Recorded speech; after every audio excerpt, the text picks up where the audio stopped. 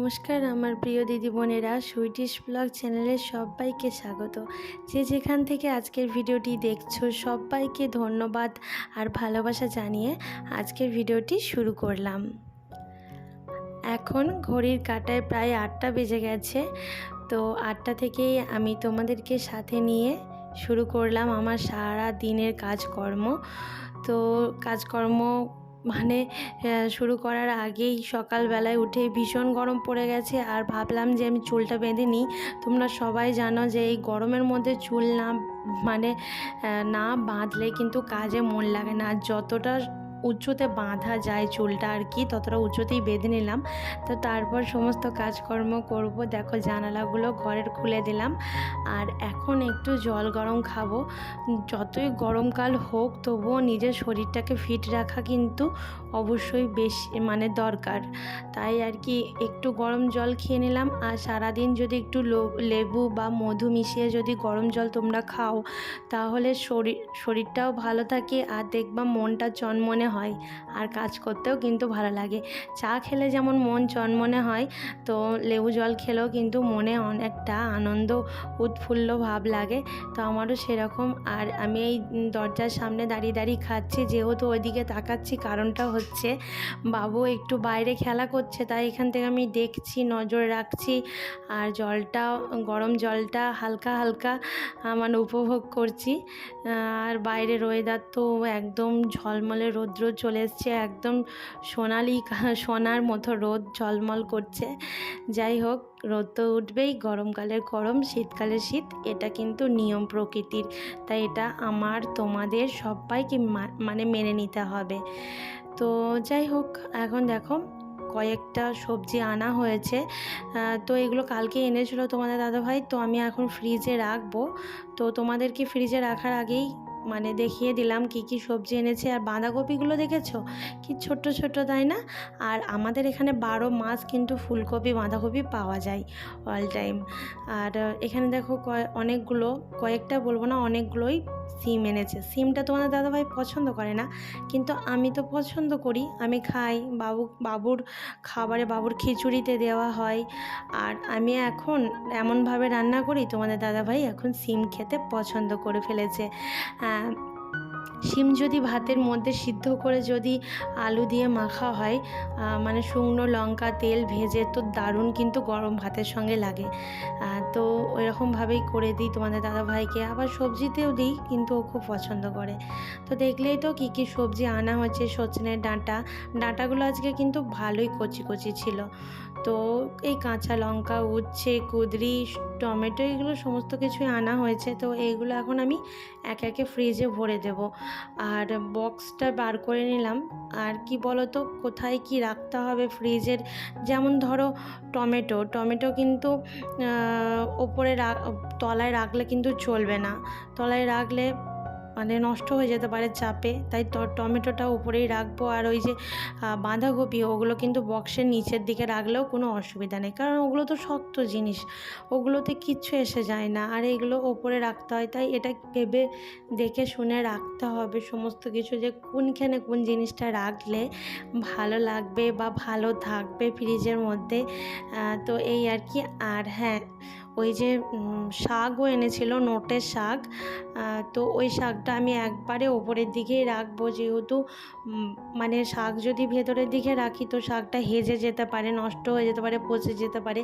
তাই আর কি শাকটা আমি একবারই ওপরে রাখবো। আর আমাদের তো এটা গৃহিণীদের কাজ, যে ঘরে সমস্ত কিছু জিনিস কোথায় রাখলে সুন্দর লাগবে, কোথায় রাখলে ঠিক থাকবে, সেটা আমাদেরকেই দেখাশোনা। হাজব্যান্ডরা দেখবে কী করে, তারা তো বাইরের সমস্ত কাজকর্ম করতেই ব্যস্ত, তাদের অফিস আছে, কাজে যেতে হয় অনেকেই, তাহলে তারা কি করে দেখবে? তাই আমাদেরকেই দেখতে হবে যে সংসারে, আর সংসার মানেই একটা মেয়ের হাত বেশি থাকে একটা সংসারে। তো একটা মেয়েই কিন্তু বোঝে যে সংসারে কার কেমন দরকার, সংসারটা কিভাবে চলবে, একটা নারী কিন্তু বোঝে।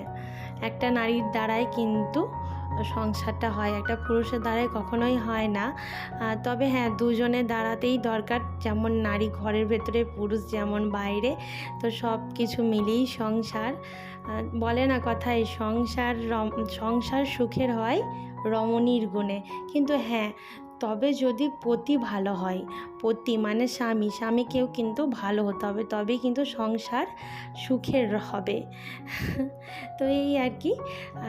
আর এখন রান্নাঘরে চলে এসেছি। শিমগুলো না আজকে একটু নুন আর হলুদ দিয়ে ভাপিয়ে নিয়েছিলাম, তাহলে মানে একটু কাঁচা ভাবটা কমে যায়। জানি তেলে দিলেও কাঁচা ভাবটা কমে যায়, কিন্তু আমি আজকে জল দিয়েই ভাপিয়ে নিলাম। মাকে দেখতাম যে জল দিয়ে ভাপিয়ে নিত, তারপর তেলে ভাজতো, তাতে নাকি শিম ভাজাটা খুব তাড়াতাড়ি হয়ে যায়। তো তোমরাও এই টিপসটা ফলো করতে পারো। আর আমিও করি মাঝে সাঝে, সব সময় করা হয় না, সব সময় ডাইরেক্ট তেলের মধ্যেই দেওয়া হয়। আজকে দেখি তো মায়ের টিপসটা কাজে লাগে কি না। তো দেখলাম হ্যাঁ কাজে লাগছে, মাঝে সাঝেই করা হয়। তো যাই হোক, এখন করে নিচ্ছি আম ডাল। আজকে কিন্তু রান্নাবান্নার সেরকম ঝামেলা নেই, আর সেরকম কিছুই রান্নাবান্না করব না। আর কি করলাম না করলাম সমস্তটাই তোমাদেরকে দেখাবো একদম খাবার টেবিলে। তো যাই হোক, রান্নাবান্না মিটলো, এখন বাবুর খাবার বেড়ে নিচ্ছি। এখন ঘড়ির কাঁটায় প্রায় 12টার মতো বেজে গেছে, দুপুর 12টা। বাবুকে খাওয়াতে হবে। দেখো ডিম সিদ্ধ দিয়েছি, টক ডাল দিয়েছি, আর তার সঙ্গে একটু আলু সিদ্ধ দিয়েছিলাম। প্রেশার কুকারে ভাতটা করেছিলাম তো তার সঙ্গেই আলু সিদ্ধটা দেওয়া ছিল কুচি কুচি করে, তাই তোমরা দেখতে পাচ্ছ না। তাই আর কি, মানে আলুটা ভাতের সঙ্গে মাখা আছে, আর ওই দিয়ে খাইয়ে দিলাম বাবুকে। তো খাইয়ে দাইয়ে এসে এদিকে দেখছি বিছানাটা অগুছালো, বইপত্র সব ছড়িয়ে ছিটিয়ে আছে। ওকে একটু পড়াতে বসিয়েছিলাম, আর সেই তারপর থেকে তো আমাকে এই দিকটা দেখা হয়নি। আর ও তোলে না, যেহেতু ও ছোটো মানুষ, ও বই টই তুলতে অতটা আগ্রহী নই, তাই মানে আমি তুলে রেখে দিয়ে গেলাম। তারপরে দেখো রান্নার দিকটা তো হয়ে গেল, রান্নাঘর ক্লিন করতে হবে এবার, মানে রান্নাবান্না সব কমপ্লিট। আর আমি কৌটো কাটাগুলো একটু মুছে নিই রান্না করার পর, যেহেতু প্রতিদিন হয় না, তবুও কিন্তু একদিন দুদিন অন্তর অন্তর আমি এগুলো করেই থাকি। আর কিন্তু এইগুলো করাতে কিন্তু আমার মানে আমি প্রতিদিনই যদি একটু কাপড়ের টুকরোতে যদি একটু শার্প নিয়ে যদি কোটোগুলো মানে ভালো করে ক্লিন করে রাখি না, তাহলে কিন্তু আমাকে ডিপ ক্লিন করারও প্রয়োজন হয় না। তো এই আর কি, এবার যেখানকার জিনিস সেখানে আমি রেখে দেবো সমস্ত কিছু। এইগুলো কমপ্লিট হলো, এখনও গ্যাস মোছা আছে, বাসন কিন্তু ক্লিন করা হয়ে গেছে, ওগুলো ঠিকমতো জায়গায় রেখে দিয়েছি। এখন রান্নাঘরটা ক্লিন করব। আর এই জায়গাগুলো মুছে নিচ্ছি, যতই রান্নার তেলকারি না পড়ুক এখানে, রান্না এখানে করি না, ওই সাইডটাই করি। আর এখানে আমার কোটোয় মশলাগুলো থাকে, তো যতই আমার তেলকালি না পড়ুক না কেন, কিন্তু একটা ধুলো ভাব কিন্তু এসেই যায়। তাই ধুলো ভাবগুলো তাড়াতে গেলে কিন্তু আমাদের এরকম কাপড়ে করে সমস্ত কিছু প্রতিদিন মুছে নিতে হবে, তাহলে সব কিছু ঝকঝকে তকতকে থাকবে। আর সংসারে কিন্তু সব সময় পরিষ্কার পরিচ্ছন্ন রাখলেই কিন্তু তবেই লক্ষ্মীশ্রী বৃদ্ধি পায়। এটা কিন্তু আমরা সবাই কম বেশি জানি। সংসারে কোনো কোণাতে একটুও যদি নোংরা থাকে, তাহলে কিন্তু মা লক্ষ্মী ঠাকুর সেখানে থাকতে পছন্দ করে না। তাই সংসারে আমাদের সবাইকে হাতে হাত লেগে কাজ করতে হবে। তো যাই হোক, সব কিছুই বললাম তোমাদের। এখন দেখো গ্যাসটা মুছে নিয়েছি, আর ভাতের জলটা মানে ভাতটা ভিজিয়ে দেব, তাই আর কি একটু ভাতটা ধুয়ে রাখলাম। ধুয়ে রেখে মানে হাঁড়িতে করে জল দিয়ে ভাতটা চাপিয়ে দেব ভাবছি। আজকে আর টাইম নেই, অনেকটা টাইম হয়ে গেছে, তোমাদের দাদাভাই ফেরার টাইম হয়ে গেল, মানে অফিসে গেছে প্রায় 2টো মতো বেজে গেছে, 2:30টার মধ্যে চলে আসবে। এর মধ্যে আমাকে স্নান কমপ্লিট করতে হবে, পুজো কমপ্লিট করতে হবে, তারপরে এসেই তো আবার স্নান করে খেতে বসবে, তো তার জন্য রেডি করতে হবে সব কিছুই। তাই আর কি ভাতটা বসিয়ে দিলাম।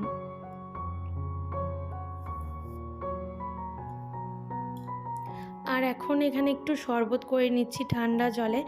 এটা আমার বরের জন্যই করছি, কারণ ও অফিস থেকে আসে খুব রোদে তেতে পুড়ে, আর বাইরে ভীষণ যা রোদ, আমাদের ঘরে থেকেই এত কষ্ট করে কাজ করতে হচ্ছে, এত ঘাম বেরোচ্ছে, এত কষ্ট হচ্ছে, আর ওরা তো বাইরে কাজ করছে রোদ্রের মধ্যে। তো মানে পরিশ্রম একটা হয়, আবার এতটা জার্নি করে আসবে, তাই ভাবলাম ওর জন্য একটু শরবত করে নিই নুন চিনি জল দিয়ে।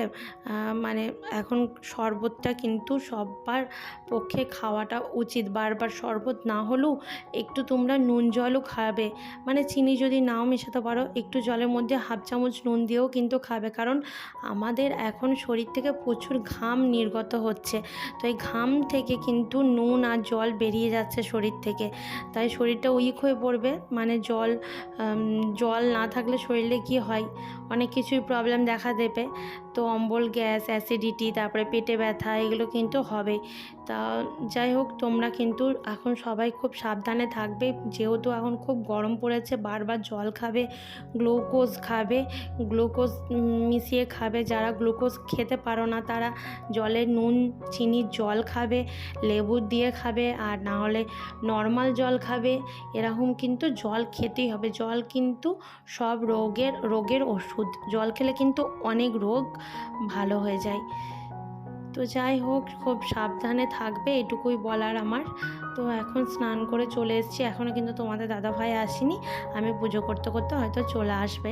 তো গাছ থেকে ফুল পেড়ে নিয়ে আসলাম। আমার তো ছাদেই গাছ, তাই আমি যখন দরকার লাগে তখন নিয়ে আসি। আমি সকালে ফুল তুলে রাখি না, ফুলগুলো ভালোই থাকে। কিন্তু কি বলো তো, এখন এত রোদ তাপ হয়েছে ছাদে না, ফুল গাছগুলো একদম মরে মরে অবস্থা। ফুলগুলো যেন আর সেরকম বড় বড় ফুটছে না। ফুল গাছের যত্নটাই কম হচ্ছে এই দুদিন ধরে। একবারেই টাইম থাকছে না তোমাদের দাদাভাইয়ের যে ফুল গাছটা একটু যত্ন করব। অফিস থেকে এসে হন্তদন্ত করে দুটো খেয়ে দিয়ে তারপরে আবার হয়তো একটুখানি গা গড়াই, তারপরে গা গড়ানোর পরে আবার সন্ধ্যা লেগে যায়, তারপরে একটু বাজার টাজার যায়, আর ফুল গাছের পেছনে মানে কোনো কিছুর হাত লাগাতে পারে না। তো ওই আর কি। তো ফুল গাছগুলো যত্ন করতে হবে, যেহেতু আমরা মানুষ, আমাদের কষ্ট হয়, ওদেরও কষ্ট হয়। তো তোমাদের সঙ্গে গল্প করতে করতে পুজো দেওয়া কমপ্লিট। আর এখন চলো ভাতটা বেরিয়ে নিয়েছি। দেখো আজকে মেনুতে ছিল শিম ভাজা, ডিমের অমলেট আর আলু মাখা, আর ছিল টক ডাল। তো নর্মাল আজকের খাবার দাবার এই গরমকালের দিনে এটাই মনে হয় অনেক। তো আজকের ভিডিওটা কিন্তু এতটুকুই, আর ভিডিওটা বড় করলাম না। যদি ভালো লাগে পাশে থেকো।